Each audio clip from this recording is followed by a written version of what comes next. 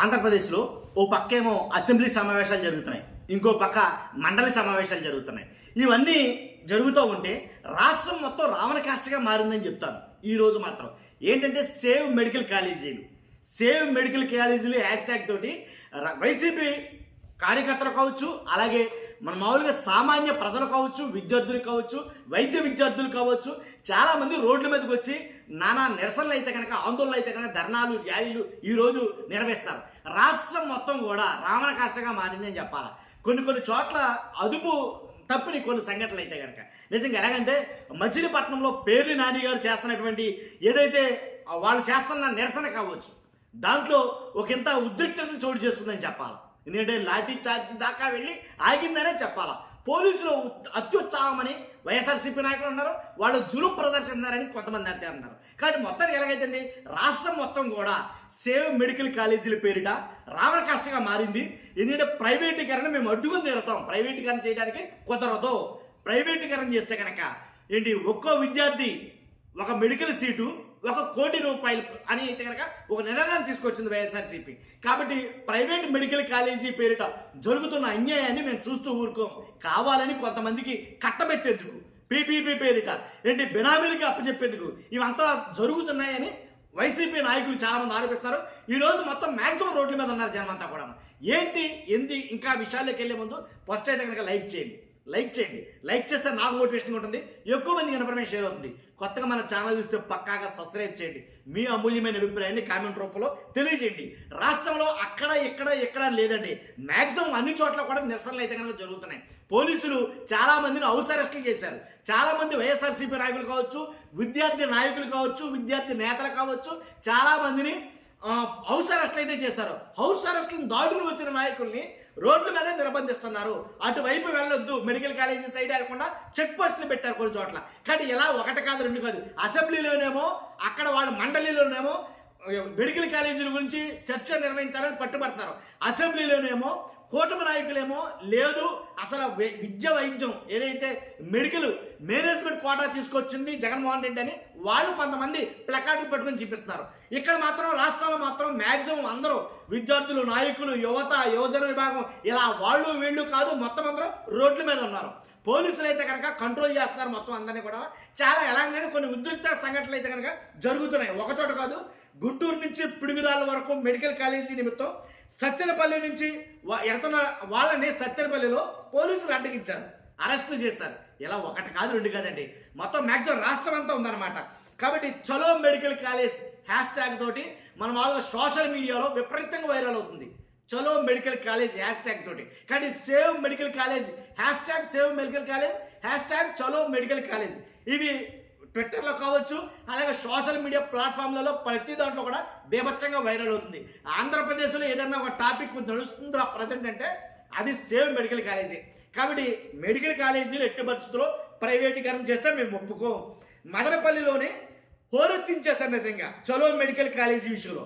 మదనపల్లి కావచ్చు, గుంటూరు కావచ్చు, అలాగే మెడికల్ కాలేజీలు ఎక్కడెక్కడైతే ఒక రిపోర్ట్ అయితే కనుక వాళ్ళు చేతితో పట్టుకున్నారు. ఏంటంటే పబ్లిక్గా పత్రికా ప్రకటన, ఏంటి పీపీపీలో టెండర్ ప్రకటన. మెడికల్ కాలేజీలు ఏంటి, ఆదోని, మార్కాపురం, అలాగే మదనపల్లె, పులివెందుల, ఈ మెడికల్ కాలేజీ అప్పగించేందుకు ఆల్రెడీ ప్రభుత్వం ఏమో టెండర్లు కూడా పిలిచేసింది.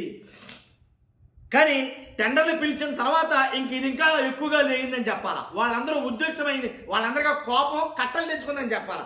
కాబట్టే రాజమండ్రి కానీ, మార్కాపురం కానీ, ఓ పక్కన చాలామంది నాయకులు బైరెడ్డి సిద్ధార్థ రెడ్డి కానీ, పేర్ని నాని కానీ, ఇలాగ మాజీ ఎమ్మెల్యే కైలే అనిల్ కానీ, ఇలాగ ఒకరు కాదు, ఇద్దరు కాదు, చాలా చోట్ల దేవినేని అవినేష్ గారు కానీ. కాబట్టి ఇలాగ కొన్ని చోట్ల అయితే లాఠీ ఛార్జీ దాకా వెళ్ళింది. దాన్ని బట్టి లెక్కేసుకోవచ్చు అది ఎంత ఉగ్ర రూపం దాల్చిందో ఈ నిరసనలో. అట్టుడుగుపోతుందని చెప్తాను నేను ఇది ఒక మాటలో. కాబట్టి ఏలూరు, బాపట్ల, పార్వతీపురం, మచిలీపట్నం, ఆంధ్రప్రదేశ్లో ప్రతి నియోజకవర్గంలో కూడా ఈ నిరసన ర్యాలీలు అయితే కనుక చాలా మట్టుకు జరుగుతున్నాయి. నిజంగా పక్కన అసెంబ్లీ సమావేశాలు జనాలు చూడాల, అసెంబ్లీ సమావేశాలు కూడా పక్కన పెట్టేశారు. కాబట్టి మ్యాక్సిమం ఏదైతే సేవ్ మెడికల్ కాలేజీ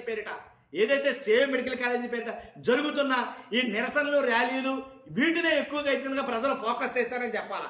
కాబట్టి కొన్ని చోట్ల అయితే తీవ్ర ఉద్రిక్తతలు చోటు చేసుకున్నాయని చెప్తున్నాను కదా. ఎలా అంటే ఒకసారి చూద్దాం మనం. ఒక్కసారి ఇది చూస్తే కనుక పేర్ని నాని గారి ఎవరైతే ఆయన ఆధ్వర్యంలో జరుగుతున్న ఒక ఇన్సిడెంట్ అనమాట. అంటే పోలీసులు కొంచెం అక్కడ అత్యుత్సాహం ప్రదర్శించారని వైఎస్ఆర్సీపీ నాయకులు అంటున్నారు. అది ఏంటి అసలు ఏం జరిగింది అని అంటే కనుక మాట పెరిగి మేము హాస్పిటల్ దాకా వెళ్తాం, హాస్పిటల్ కట్టించలేదు అన్నారుగా, కాలేజీలు కట్టించలేదు అన్నారుగా, ఆ కట్టిన కాలేజీ ఏంటో మేము చూపిస్తాం, ఆ కట్టిన హాస్పిటల్ అంటే మేము చూపిస్తాం అని అంటామంటే మీకు కుదరదు అంటుంది. పోనీ మేము ఇంతమంది వెళ్ళాం, కనీసం ఒక 50 మంది వెళ్తాం, మమ్మల్ని పంపించండి అని వాళ్ళు మాట్లాడుతున్నారు అన్నమాట. పోలీసులు అడ్డుకున్న సమయంలో ప్రస్తుతం ఈ మచిలీపట్నం రాడార్ సెంటర్ వద్ద అడ్డుకుంటుంది. ఇక్కడే వైసీపీ నేతలంతా కూడా బైఠాయించి నిరసన తెలియజేసేందుకైతే కూడా సిద్ధమవుతున్నారు. మనం విజువల్స్ లో చూస్తాం. వైసీపీ నేతలు కావచ్చు, లేదంటే విద్యార్థి విభాగ నాయకులంతా కూడా ఇక్కడ బైఠాయిస్తున్నారు. వారిని పోలీసులు ఇక్కడి నుంచి వెళ్ళిపోవాలంటూ కూడా చెప్తున్నారు. వారిని అడ్డుకునే ప్రయత్నం అయితే కూడా చేస్తున్నారు. అయితే వైఎస్ఆర్సీపీ నేతలతో మాట్లాడే ప్రయత్నం మనం కూడా చేద్దాం. ఎందుకంటే వైఎస్ఆర్సీపీ నేతలు చాలా ప్రభుత్వ నిర్ణయాన్ని వ్యతిరేకిస్తూ ఈ తరహా నిరసన చేశారు. చూడొచ్చు మనం పేర్ని నాని మీద పోలీసులు తిరగబడుతున్నారు. అయితే పోలీసుల ప్రయత్నాన్ని పేర్ని నాని కావచ్చు వైసీపీ నేతలు అడ్డుకున్నారు. వీరి మీద లాఠీలు ప్రయోగించాలని పోలీసులు చూస్తున్న పరిస్థితి కనబడుతుంది. ఏదైతే నిరసన తెలియజేస్తున్న వైఎస్ఆర్సీపీకి సంబంధించిన కార్యకర్తలు వారి మీద లాఠీలు చూపించాలని పోలీసులు ప్రయత్నం చేస్తున్నారు. వారి ప్రయత్నాన్ని అయితే కూడా పేర్ని నాని కావచ్చు, అలాగే దేవినేని అవినాష్ అడ్డుకున్నారు. ఈ క్రమంలో వైఎస్ఆర్సీపీ నేతలను పోలీసులు తోసేస్తున్న విజువల్స్ కూడా మనం చూస్తున్నాము. పోలీసుల వైఖరిని తీవ్రంగా వైసీపీ నేతలు తప్పుపడుతున్నారు. తాము నిరసన తెలియజేస్తున్న సమయంలో ఈ తరహాలో మీరు ఇంత దౌర్జన్యంగా వ్యవహరించకూడదని వారితో మాట్లాడుతున్న పరిస్థితి కనబడుతుంది. అయితే ఈ వైసీపీ నిరసనను ఎలాగైనా అడ్డుకోవాలని పూర్తిగా ప్రభుత్వం పోలీసులను వినియోగించి తరహాలో వారి నిరసనను తప్పిపెట్టాలని చూస్తుంది. మనతో పాటు వైసీపీ నేతలు ఉన్నారు. చూసాంగా ఒకేసారి ఉద్రిక్తత, అంటే లాఠీ అనేది ఇలా తీసుకునేసరికి ఆ పోలీస్ అధికారి ఆ లాఠీ జస్ట్ అలా కొడతాకే ట్రై చేసినట్టుగా వాళ్ళందరూ ఒకేసారి ఉద్రిక్తమైనట్టు చాలా సీరియస్ అయ్యారు. అంటే చాలా మట్టుకి కొంచెం భయాందోళన సంఘటననే చెప్పాలి. ఏముంది, లాఠీ చార్జ్ జరిగితే తీవ్ర ఆందోళనలు అయితే కానీ జరుగును అనమాట. కాబట్టి అలాంటి పరిస్థితుల్ని ఏమంటలేదు వాళ్ళు. మేము ఒక 50 మంది వెళ్తాం, కాలేజీలు కట్టించలేదు అన్నారుగా, కాలేజీలు చూపిస్తాం, హాస్పిటల్ కట్టించలేదు అన్నారుగా, హాస్పిటల్ చూపించి వచ్చేస్తామంతే, రాష్ట్ర భద్రతకు తెలియాలి కాబట్టి అనేది వాళ్ళ ఉద్దేశం. కానీ ఒక పక్క నుంచి ఎన్ని ఆందోళనలు, ఇన్ని ర్యాలీలు, ఇన్ని నిరసనలు చేస్తున్నా సరే ఒక పక్కన ప్రభుత్వం ఇవేమీ పట్టనట్టుగా, కూటమి ప్రభుత్వం ఇవేమీ పట్టనట్టుగా పత్రికా ప్రకటనలు కూడా ఇచ్చేస్తుంది. ఆల్రెడీ టెండర్లు పిలవడానికి ఏంటి సింగిల్ బిడ్ వచ్చినా సరే యాక్సెప్ట్ చేయమన్నారని కొన్ని వాదనలు అయితే వినిపిస్తున్నాయి. కాబట్టి పత్రికా ప్రకటన చాలా క్లియర్గా ఏవైతే కనుక ఇది ఆదోని కానీ, మార్కాపురం కానీ, మదనపల్లి కానీ, పులివెందులు కానీ ప్రస్తుతానికి మొదటి దశలో వీటిని ప్రైవేటీకరించేందుకు టెండర్ ప్రకటన కూడా ఇవ్వడంతో చాలా మటుకి రాష్ట్రంలో చాలా మటుకి ఒక రకమైనటువంటి ఆందోళనకైతే కనుక వైఎస్ఆర్సీపీ నాయకులు, అలాగే యువజన విభాగం, అలాగే విద్యార్థులు ఈ ఆందోళన బాటైతే పట్టారు.